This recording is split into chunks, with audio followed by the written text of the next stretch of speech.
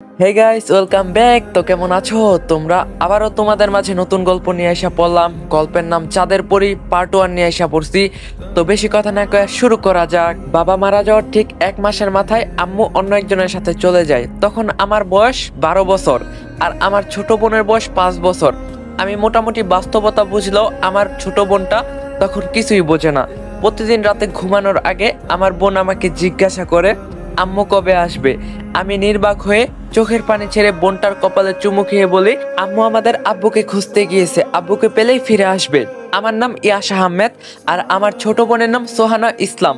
মা চলে যাওয়ার পর আমার কাকারা মিলে এসেছিল আমাদের ভাই বোনকে এতিমখানায় রেখে আসবে।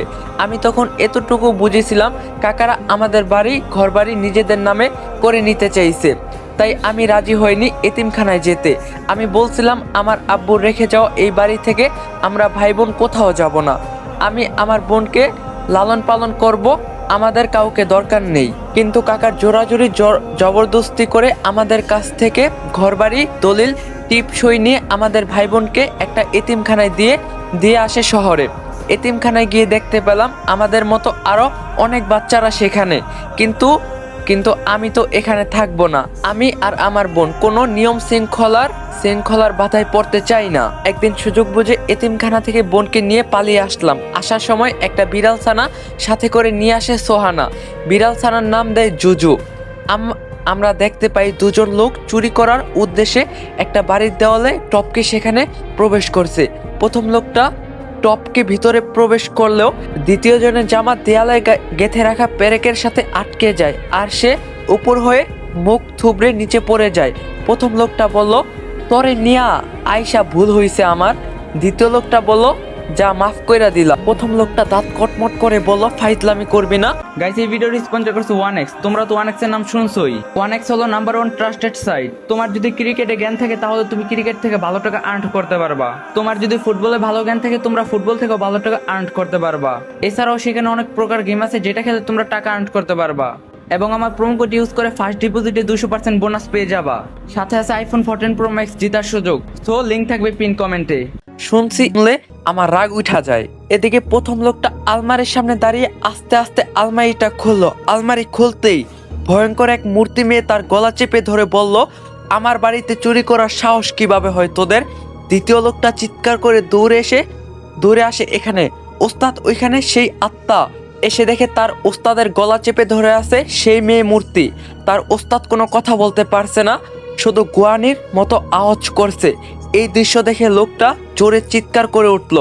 10 বছর পর বাইরে থেকে সোহানা ডাকছে, ভাইয়া, এই ভাইয়া, তাড়াতাড়ি ঘুম থেকে উঠ। আমি একটু কাচুপুচু করে আবার ঘুমিয়ে পড়লাম। সোহানা এবার দরজার বাইরে দাঁড়িয়ে ডাকছে, ভাইয়া, আমি কিন্তু দরজা ভেঙে ফেলবো, তাড়াতাড়ি উঠতে বলছি তোকে। এবার একটু বিরক্ত হয়ে উঠে এক চোখ ঘুমিয়ে আরেক চোখ খুলে বিছানা থেকে নেমে দরজা খুলে বললাম, কিরে ভেন্ডি, সকাল সকাল এমন শুরু করছস কেন? সোহানা রেগে বলল, ইয়াস ভাইয়া, তোমারে কতবার বলছি আমারে ভেন্ডি বলবি না। তুই যে নাক ডেকে ঘুমাচ্ছিস, তোর কি মনে নাই আজকে এই বাসার মালিক ফিরে আসবে? এসে যদি দেখে আমরা তার বাড়ি দখল করছি তাহলে আমাদের জেলে যেতে হবে। আমি এবার দুই চোখ খুলে টলতে টলতে বললাম, কষ্ট কি ভেন্ডি? তো এই কথা তুই আমারে আগে বলবি না? তাড়াতাড়ি ব্যাগপত্র গুছগাছ কর, আমি একটু অফিস থেকে আসি। সোহানা বলল, তোর আবার অফিস আসলো কোথা থেকে? তোর তো নিজের নামটাই ছাড়া আর কিছুই নাই। আমি বললাম, আরে বাথরুমে যাচ্ছি, বড় বড় সমস্যার সমাধান বাথরুমে বসে চিন্তা করলে পাওয়া যায়, তাই এটা অফিসের চেয়ে কম কিসে? সোহানা নাক সিটকে বলল, হই যা এখান থেকে, খাচ্চর পোলা পাইন। আমি হাসতে হাসতে চলে গেলাম বাথরুমে। আসলে এতিমখানা থেকে পালিয়ে আসার পর কোথায় থাকবো, কি খাবো, কি করব কিছুই বুঝতে পারছিলাম না। তারপর আমার জিনিয়াস মাথায় খাটিয়ে একটা বুদ্ধি বের করলাম। শহরে এমন অনেক বাসা বাড়ি আছে যেগুলোর মালিক কাজের জন্য বাইরে যায়, তখন বাসা খালি থাকে আর খাবার দাবারও থাকে সেখানে সেসব বাসায়। তাই এমন বাসা খুঁজতে লাগলাম যেটা তালা দেওয়া। প্রথমে সেই বাসার দরজার তালার সাথে একটা ছোট পাথর বেঁধে রেখে আসতাম। তারপর 2 দিন পর এসে চেক করতাম সেই পাথরটা কি এখনো আছে নাকি নেই। যদি দেখতাম পাথরটা নেই, তার মানে এই তালা খোলা হয়েছিল। এই বাসা পুরোপুরি ফাঁকা না, মানুষের আসা যাওয়া হয়। আর যেই বাসায় তালার পাথর 2 দিন পরও থাকতো তাহলে বুঝে নিতাম বাসার মালিক সত্যিই নেই। এই বাসা খোলা হয়নি। তারপর নকল চাবি দিয়ে তালা খুলে আমি আর আমার বোন সেখানে নিজের মতো করে থাকতে শুরু করতাম। মালিক আসার আগেই আমরা আবার সেই বাসা ত্যাগ করতাম, আবার অন্য বাসা খুঁজে নিতাম। এভাবেই 3 বার ধরা পড়ে জেলে গিয়েছিলাম। কিন্তু আমি কুকুরের লেজ, আমি কি আর সোজা হব নাকি? এভাবে ভিন্ন লাক্সারিয়াস বাসা তাদের খাবার দাবার খেয়ে জীবনযাপন যাচ্ছে। সোহানাও অনেক হ্যাপি। আমাদের ভাই বোনের কোনো চিন্তাই নেই, না ভবিষ্যৎ আর না অতীত, বর্তমান নিয়েই দারুণ কাটছে আমাদের। সোহানা ডেকে বলল, ভাইয়া তাড়াতাড়ি কর, বাইরে গাড়ি এসে থেমেছে, হয়তো মালিক চলে এসেছে। এটা শুনে আমি ব্রাশ মুখে নিয়েই দৌড়ে বের হয়ে নিজের ব্যাগ কাঁধে নিয়ে বললাম, চল পিছনের দরজা দিয়ে বের হতে হবে। জুজু কোথায়? সোহানা বলল, আরে ওর কথা তো মনেই নাই। জুজু কই? তুই জুজু? আমি জানালা দিয়ে দেখলাম একটা টাক মাথাওয়ালা লোক গাড়ি থেকে নামছে, সাথে তার 2 বাচ্চা আর বউ। তারা গাড়ি থেকে নেমে বাসার দিকে আসছে। আমি বললাম, সোহানা জলদি জুজুকে নিয়ে আয়, তারা আসছে। সোহানা জুজুকে খুঁজতে খুঁজতে দেখলো ফ্রিজের উপর চিংপাট হয়ে ঘুমিয়ে আছে। সোহানা গিয়ে জুজুকে কোলে নিয়েই তাড়াতাড়ি এসে বলল, ভাইয়া চল। জুজু চোখ খুলে মেয় করে উঠলো, হয়তো বলছে যে আমার আরেকটু ঘুমাইতে দেবাল। আমি আর সোহানা তাড়াতাড়ি পিছনের দরজা দিয়ে বের হয়ে গেলাম। এদিকে বাসার মালিক ঘরে ঢুকে অবাক, এ কি অবস্থা বাসার? সবকিছু এলোমেলো হয়ে পড়ে আছে, মনে হচ্ছে শুধু এই বাসায় ভূমিকম্প হয়েছে। মালিকের মাথায় হাত দিয়ে বসে পড়লো। আমি আর সোহানা একটা পার্কে এসে নিজেদের বাস্তব ব্যাগপত্র রেখে বসলাম। সোহানা জুজুর মাথায় হাত বুলাতে বলল, এখন আবার কোন বাসা? আমি বললাম, আরো কয়েকটা বাসায় তালার পাথর রেখে এসেছি, গিয়ে দেখতে হবে কোনটার পাথর আছে, সেখানেই থাকবো। তখন সোহানা বলল, ভাইয়া আমার খিদা পেয়েছে, আইসক্রিম খাবো। আমি বললাম, খিদা লাগলে আইসক্রিম কেন খাবি? তুই অন্য কিছু খা, রুটি খা, বিস্কুট খা। সোহানা বলল, যাহ, ওসব খাই কুত্তারা। তোর কি আমারে কুত্তা মনে হয় নাকি?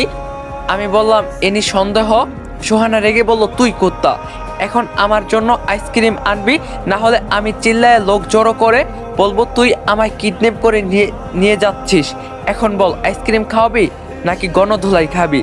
আমি ভুরু কুচকে বললাম, তোর মতো বোন যার আছে তার শত্রুর কোনো দরকার নাই, এখানে বস, আমি আইসক্রিম নিয়ে আসছি। আমি উঠে চলে গেলাম আইসক্রিম আনতে। এখনো সকাল হয় তেমন দোকানপাট খোলা নেই। আইসক্রিমের দোকান খুঁজতে খুঁজতে অনেক দূর চলে আসলাম, অবশেষে পেয়ে গেলাম। একটা আইসক্রিম কিনে যখনই চলে আসতে যাব তখনই ভুলবশত একটা মেয়ের সাথে ধাক্কা খেলাম। আমার হাত থেকে আইসক্রিমটা পড়ে গেল। আমি রাগ হয়ে কিছু বলতে যাব, তার আগেই মেয়েটা বলল, এই মিয়া, চোখ কি পিছনের পকেটে নিয়ে ঘুরেন নাকি? আশেপাশে দেখে চলতে পারেন না? আমি হা করে তাকিয়ে আছি মেয়েটার দিকে। মেয়েটা কি বলছে তার একটা কথাও আমার কান দিয়ে ঢুকছে না। আমি শুধু ওর কথার বলার অঙ্গভঙ্গিগুলো দেখে মুচকি হাসছি। এত সুন্দর মানুষ হয় নাকি? এ যেন জান্নাত থেকে পালিয়ে আসা হুর। গালের টোল পরা মেয়েটার সৌন্দর্য আরো দ্বিগুণ বাড়িয়ে দিয়েছে। হালকা লালচে চুলগুলো সকালের সিগ্ন বাতাসে উড়ছে। মেয়েটা বারবার চুলগুলো হাত দিয়ে কানের পিছনে সরিয়ে দিচ্ছে। আমার উপর রাগ দেখিয়ে মেয়েটা চলে গেল।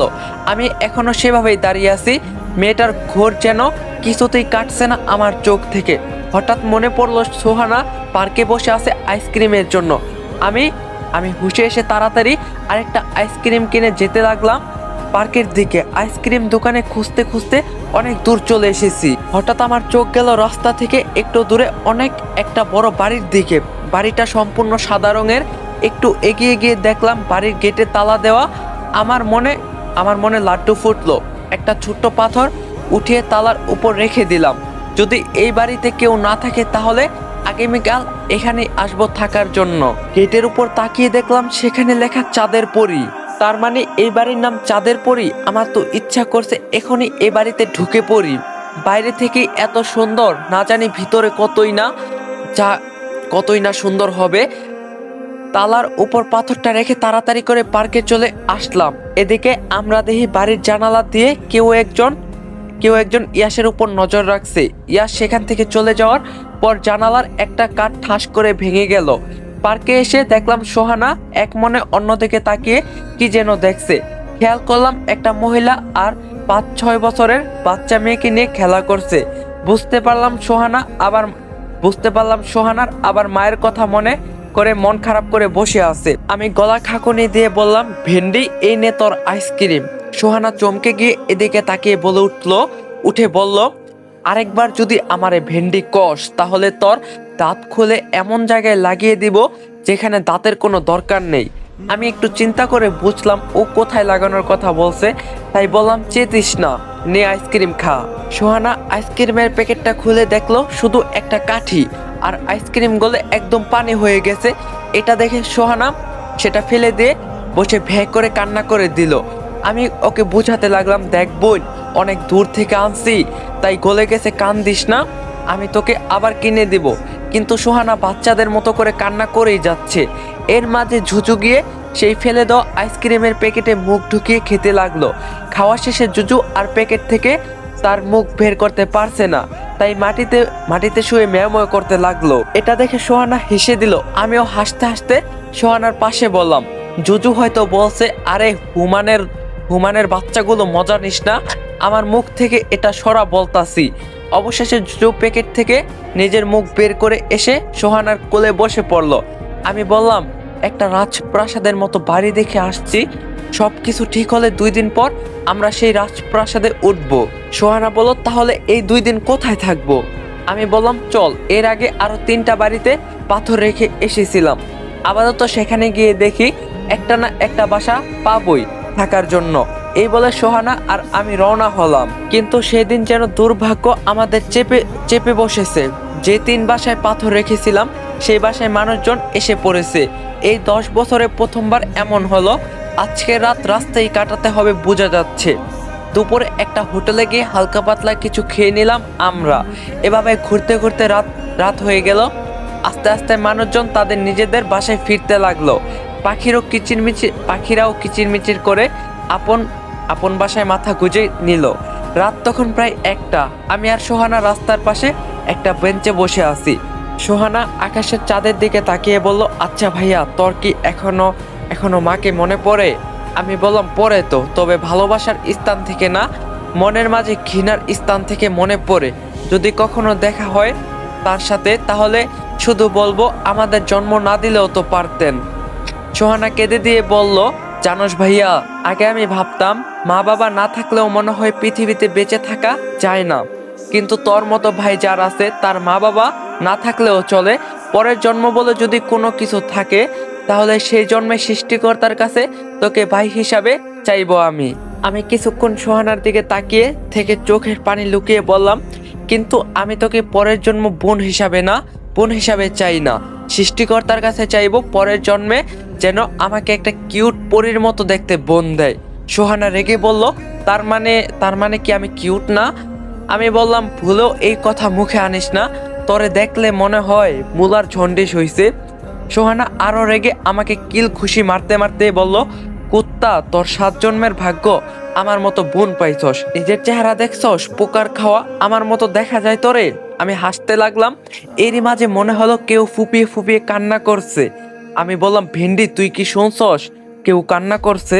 সোহানাও কান পেতে শুনে বলল, হ্যাঁ, একটা মেয়ের কান্নার আওয়াজ এটা, কিন্তু এটা আসছে কোথা থেকে? আমি উঠে চারদিক খুঁজতে লাগলাম। বুঝতে পারলাম রাস্তার ওপাশে বড় গাছটার পিছন থেকে আসছে কান্নার আওয়াজ। সোহানা আর আমি সেদিকে এগিয়ে গেলাম। জুজু বেঞ্চের উপর ঘুমিয়েছিল। রাস্তায় কোনো মানুষ বা গাড়ি কিছুই নেই। দূর থেকে মাঝে মাঝে কুকুরের ডাক ভেসে আসছে। আপনাদের এত রিকোয়েস্টে ইউটিউব কুইট করতে পারলাম না, তো আপনাদের জন্য নতুন গল্প নিয়ে আসলাম। তো নতুন গল্প আপনাদের কেমন লাগছে অবভিয়াসলি কমেন্টে জানাবেন, আর পার্ট 2 লাগলে তো অবশ্যই কমেন্টে জানাবেন। তো ভিডিওটা বেশি বেশি লাইক দিবেন, চ্যানেলে নতুন না থাকলে অবশ্যই চ্যানেলটা সাবস্ক্রাইব করবেন। তো পার্ট 2 লাগবো কিনা অবশ্যই কমেন্টে জানাবেন। তো দেখা হইব কালকে পার্ট 2তে। সবাই ভালো থাকেন, সুস্থ থাকেন, আল্লাহ হাফেজ।